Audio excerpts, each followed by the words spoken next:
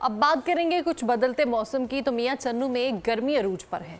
शहरियों ने गर्मी से बचने के लिए नींबू पानी का इस्तेमाल बढ़ाया तो सब्जियों फरोश ने लीमू के दाम बढ़ा दिए हैं। फी किलो 1000 रुपए में फरोख्त हो रहे हैं।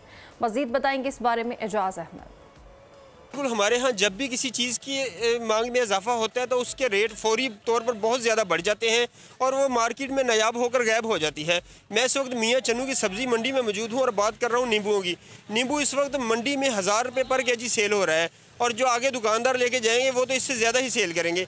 मेरे साथ इस वक्त एक ख़रीदार मौजूद है, आइए उनसे बात करते हैं कि वो नींबुओं के हवाले से क्या कहते हैं।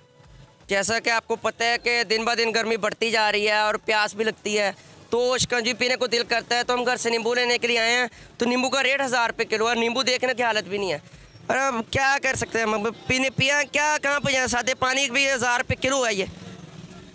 जी बिल्कुल, जैसा कि इनका कहना था कि नींबुओं की हालत भी देखने वाली है, इनमें से पानी भी नहीं निकल रहा सही तरह से और 1000 रुपये पर केजी है।